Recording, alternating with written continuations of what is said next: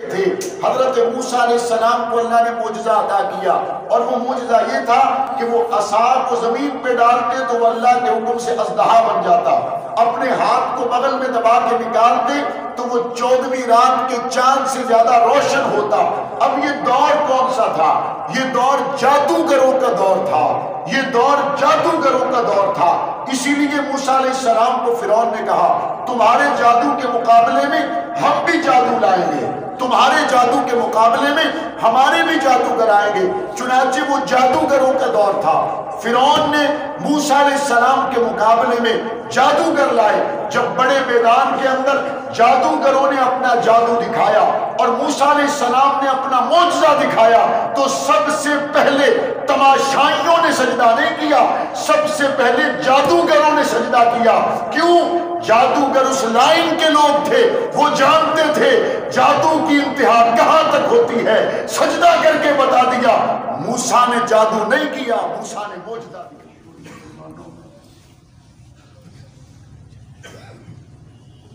اللہ تعالیٰ نے ہمیں دنیا میں بے شمار نعمتوں میں رکھا، اور ان نعمتوں کو اگر ہم گننا چاہیں تو قرآن کہتا ہے وَإِن تَعُدُّوا نِعْمَتَ اللَّهِ لَا تُحْصُوهَا۔ ہم کسی ایک نعمت کو بھی اگر سامنے رکھ لیں، ساری نعمتوں کو گننا تو بہت دور کی بات ہے، کسی ایک کو سامنے رکھ کر اسی کی گہرائی کو ناپنے کی کوشش کریں تو ہمارے لیے اس کی گہرائی کو ناپنا ممکن نہیں۔ اللہ تعالیٰ نے یہ بڑی بڑی نعمتیں ہمیں عطا فرمائی۔ زمین و آسمان کے درمیان میں یا اپنے جسم میں ظاہر اور باطن میں چلنے والے صرف اس نظام کو ہی اگر ہم نعمتوں میں تسلیم کریں اور اس کے علاوہ کسی اور چیز کو اپنے لیے بطور نعمت کے تصور نہ کریں تو یہ بات ادھوری ہے، پوری نہیں ہے۔ اللہ تعالیٰ نے جس طرح ہمارے جسم کے لیے خوراک کا انتظام کیا، ویسے ہی ہمارے جسم کے اندر جو روح ہے اس کے لیے بھی اللہ تعالیٰ نے خوراک کا بندوبست کیا۔ جسم کو سیراب کرنے کے لیے دنیا کے مختلف مشروبات ہو سکتے ہیں، بھوک مٹانے کے لیے دنیا کے مختلف کھانے ہو سکتے ہیں، لیکن روح کا سیرابی سے جب بھی رشتہ ہوگا تو اس کا جسم والی چیزوں سے نہیں ہوگا، بلکہ روح آسمان سے آئی ہے تو اس کی غذا کا بندوبست بھی اللہ تعالیٰ نے آسمان سے کیا ہے۔ جسم زمین کی چیزوں سے بنا ہے تو اس کے لیے اللہ تعالیٰ نے جن چیزوں کا بندوبست کیا ہے ان کا تعلق بھی زمین کے ساتھ ہے۔ تو انسانیت بے قرار رہتی ہے، بے چین رہتی ہے، مضطرب رہتی ہے۔ وجہ صرف یہ ہوتی ہے کہ انسان یہ سمجھتا ہے کہ جس چیز میں میرے جسم کا سکون ہے شاید اسی چیز میں میری روح کا سکون ہے۔ اس غلط فہمی میں دنیا کے آج بھی کروڑوں اربوں کی تعداد میں انسان زندگی گزار رہے ہیں، اور بڑی تعداد میں مسلمان بھی ایسے ہیں جو غفلت کے سبب یہ سمجھنے پر اور یہ سوچنے پر دلائل دیتے نہیں تھکتے کہ شاید روح کی تسلی اور سامان بھی ہمارے جسم کے راحت اور اطمینان کے لیے جو سامان پیدا کیے گئے ان میں بھٹکتی ہوئی انسانیت کو، بھٹکتے ہوئے اس حضرت انسان کو، اور بے چین اور مضطرب اور بے قرار اس انسان کو رب کریم نے جب قرار دینا چاہا اور اس کے روح کی غذا کا انتظام فرمانا چاہا تو اللہ نے روح زمین پر انبیاء کے سلسلے کو شروع کر دیا، اور انبیاء علیہ الصلوۃ والتسلیم نے آ کر اللہ کی توحید کو بیان کیا۔ ہر نبی نے توحید کو بیان کیا۔ یہ ہمارے بعض دفعہ لوگ کہتے ہیں کہ شاید اسلام کی عمر 1400 سال پرانی ہے، اور جناب فلاں فلاں تہذیبوں کی عمر تو ہزاروں سال ہے، تو اسلام تو شاید صرف 1400 سال پہلے آیا ہے۔ تو یہ غلط فہمی ہے۔ اسلام کی عمر 1400 سال نہیں ہے۔ لا الہ الا اللہ کی بات حضرت آدم سے چلی آ رہی ہے۔ یہ لا الہ الا اللہ کی بات 1400 سال پرانی نہیں ہے، بلکہ توحید، رسالت، مرنے کے بعد جی اٹھنا، یہ وہ باتیں ہیں جو حضرت آدم علیہ السلام سے گویا یوں کہے کہ جب سے انسانیت کا آغاز ہوا ہے اس وقت سے اللہ تعالیٰ نے دین اسلام کا آغاز کیا ہے، اور انسانوں کے اندر یہ شروع دن سے ایک تصور قائم ہے۔ اللہ تعالیٰ نے انبیاء علیہ الصلوۃ والتسلیم کو بھیجا۔ اب نبی انسانوں میں یہ اللہ تعالیٰ کی ایک بہت بڑی نعمت ہے۔ اگر اللہ تعالیٰ انبیاء کو انسانوں میں پیدا کرنے کی بجائے اللہ انبیاء کو فرشتہ بنا کے بھیج دیتے تو انسان کہتے کہ یا اللہ جس کو آپ نے ہماری ہدایت کے لیے بھیجا ہے وہ بہت نیک اور پارسا ہے، لیکن ہمارا اور اس کا سٹیٹس ایک جیسا نہیں ہے۔ ہمارے تو گھر میں بچے بھوکے ہیں، فرشتہ ہماری رہنمائی کے لیے آتا ہے، اس کو کیا پتا جب بچے بھوکے ہوں تو اس وقت اللہ کا سجدہ کس طرح کیا جاتا ہے۔ ہماری رہنمائی کے لیے اگر اللہ فرشتوں کو بھیج دے تو انسان یہ کہتا کہ اس کو بھوک نہیں لگتی، اب پیٹ میں لقمہ نہ ہو تو نماز کیسے پڑھی جاتی ہے اس فرشتے کو کیا پتا۔ اور اللہ تعالیٰ نے ہماری رہنمائی کے لیے اگر جنوں کو بھیجا ہوتا وہ بھی ہمارے لیے بہت مشکل کام تھا۔ وحشت کی وجہ سے لوگ جن کے پاس نہ جاتے، وحشت کی وجہ سے لوگ اس سے بات سیکھ نہ سکتے، سمجھ نہ سکتے۔ اللہ تعالیٰ نے بہت بڑی مہربانی پوری انسانیت پر یہ فرمائی کہ اللہ نے انسانوں میں سے نبی بنا کے بھیجے، انسانوں میں سے رسول بنا کے بھیجے۔ انسانوں میں اللہ تعالیٰ نے ہدایت کے سرچشمے جس کے ذریعے سے انسانیت سیراب ہو اور بھٹکنے والے انسان کو قرار آئے، اور اس بھٹکنے والے انسان کو پتہ چلے کہ جس کو میں روح کی غذا سمجھتا رہا وہ اصل میں میرا علاج نہیں، اصل علاج وہ میرے لیے لے کے آئے ہیں جو آسمانوں والے رب سے رابطے میں، اصل علاج وہ لے کے آئے ہیں جن کے پاس وحی کا ایک پورے کا پورا سلسلہ ہے۔ اللہ تعالیٰ نے انبیاء کے ذریعے انسانیت پر یہ احسان عظیم فرمایا، اور انبیاء علیہ الصلوۃ والتسلیم کے دنیا میں آنے کے بعد کے مناظر تو آپ سنتے ہیں، لیکن اگر اس سے پیچھے جا کے دیکھا جائے اللہ تعالیٰ نے جب حضرت آدم علیہ السلام کو پیدا کیا تو حضرت آدم علیہ السلام کو پیدا کرتے وقت فرشتوں نے کیا کہا؟ انہوں نے کہا نحن نسبح بحمدک ونقدس لک، گویا یہ کہا آپ ایک ایسی مخلوق کو پیدا کر رہے ہیں جو آپ کی عبادت ہی کرے گی نا، تو ہم کافی ہیں آپ کی عبادت کے لیے، رکوع بھی کر رہے ہیں، سجدہ بھی کر رہے ہیں، تلاوت بھی کر رہے ہیں، ہم کافی ہیں آپ کی عبادت کے لیے، ہم تو ایک لمحہ آپ کے حکم کے خلاف ورزی نہیں کرتے، پھر یہ آپ ایک نئی مخلوق کو کیوں پیدا کرنا چاہتے ہیں؟ تو فرمایا قال انی اعلم ما لا تعلمون۔ وقتی طور پر تو اللہ تعالیٰ نے یہ انداز اختیار فرمایا کہ حضرت آدم علیہ السلام کو بھی نام سکھا دیے اور فرشتوں کو بھی سکھا دیے۔ آدم علیہ السلام سے پوچھا تو انہوں نے بتا دیا، فرشتوں سے پوچھا تو وہ بتا نہیں سکے۔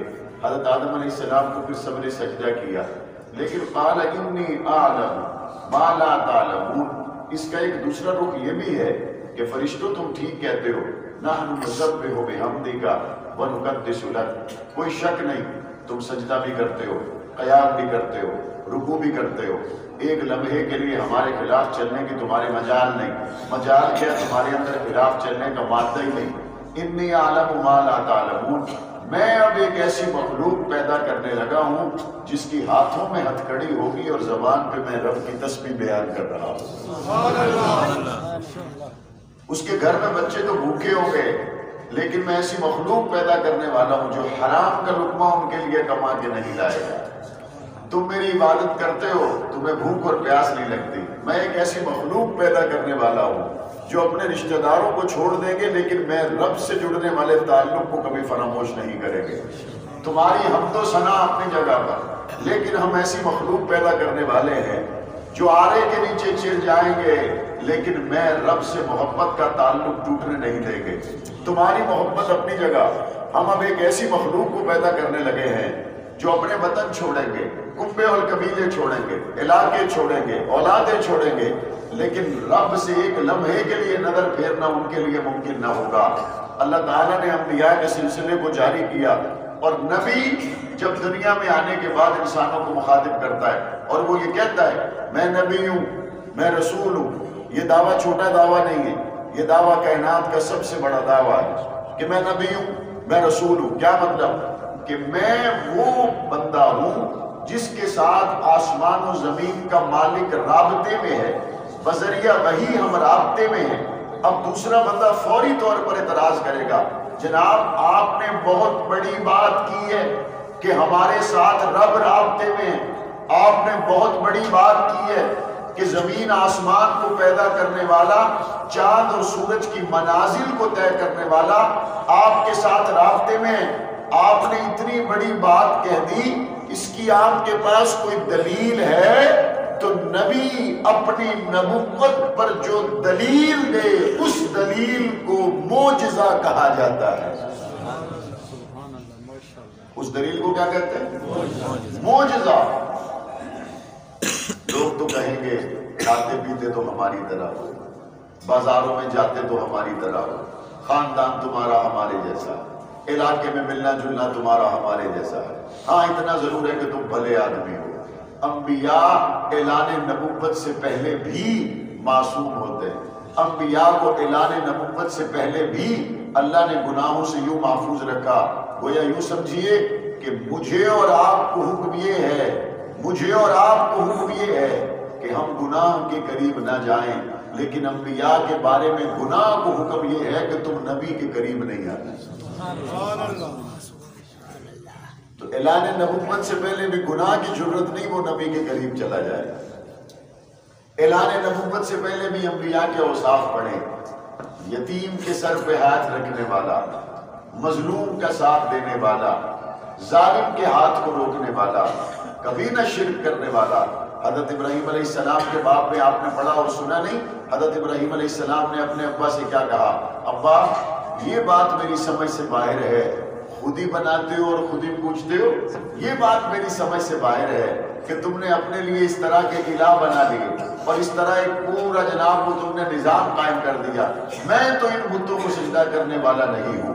حضرت ابراہیم علیہ السلام یا دیگر انبیاء ہوں، اللہ نے انبیاء کی یہ شان رکھی ہے، اعلان نبوت سے پہلے بھی وہ کبھی کسی کے سامنے سر نہیں جھکاتے، اور اللہ تعالیٰ نے انبیاء کو ایک قرب میں رہنے والے چند خوش نصیب لوگوں کو بھی یہ عظمت عطا فرمائی کہ جناب ابو بکر صدیق رضی اللہ تعالیٰ عنہ کے فضائل میں یہ بات درج ہے کہ زمانہ جاہلیت میں ابو بکر صدیق نے نہ کبھی شراب کو ہاتھ لگایا نہ کبھی کسی بت کو سجدہ کیا تھا۔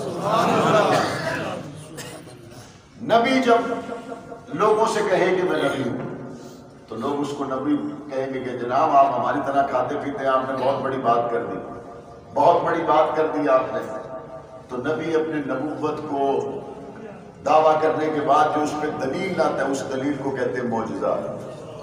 انبیاء نے اپنے معجزات سے جو اللہ کی طرف سے عطا کرتا تھے اس سے لوگوں کو بتلایا کہ دیکھو بھئی ہم نبی، ہم رسول ہیں۔ اور اگلی بات، ہر نبی کو جو معجزہ دیا جاتا ہے وہ ایسا معجزہ ہوتا ہے کہ اس معاشرے کے لوگ اس سے پورے طور پر واقفیت رکھتے ہیں۔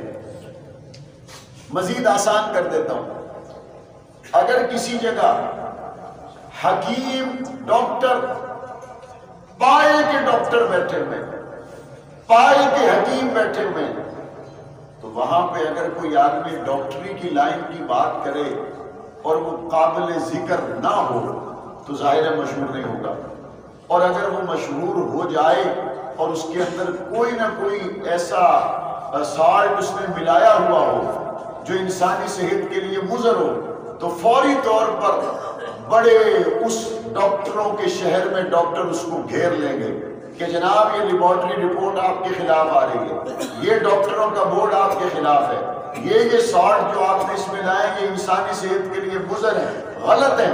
اس کے برعکس اگر یہ ڈاکٹر اور حکیم یہ غلط دوائیاں کسی دور دراز گاؤں میں جا کے بیچتا رہے تو ہو سکتا ہے لوگوں کو کئی سالوں تک پتہ نہ چلے۔ تو جہاں ڈاکٹروں کا ایک پورا ماحول ہے، جہاں لوگ اس فن سے پوری واقفیت رکھتے ہیں، وہاں پہ دو نمبری نہیں چل سکتی۔ اور جہاں دیہات کا علاقہ ہے، لوگ سادے ہیں، بھولے بھالے ہیں، ان کو پتہ کوئی نہیں، وہاں پہ تو یہ سب کچھ چل جاتا ہے۔ اللہ تعالیٰ نے اپنے نبیوں کو جو معجزات عطا کیے وہ اس طور پر عطا کیے کہ ایسا معجزہ اس نبی کے ہاتھ سے ظاہر ہوا کہ اس دور کے لوگ ان جیسی چیزوں سے پورے طور پر واقفیت رکھتے تھے۔ حضرت موسیٰ علیہ السلام کو اللہ نے معجزہ عطا کیا، اور وہ معجزہ یہ تھا کہ وہ عصا کو زمین پہ ڈالتے تو وہ اللہ کے حکم سے اژدہا بن جاتا، اپنے ہاتھ کو بغل میں دبا کے نکالتے تو وہ 14ویں رات کے چاند سے زیادہ روشن ہوتا۔ اب یہ دور کون سا تھا؟ یہ دور جادوگروں کا دور تھا، یہ دور جادوگروں کا دور تھا۔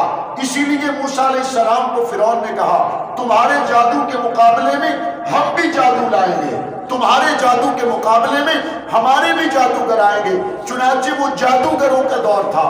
فرعون نے موسیٰ علیہ السلام کے مقابلے میں جادوگر لائے۔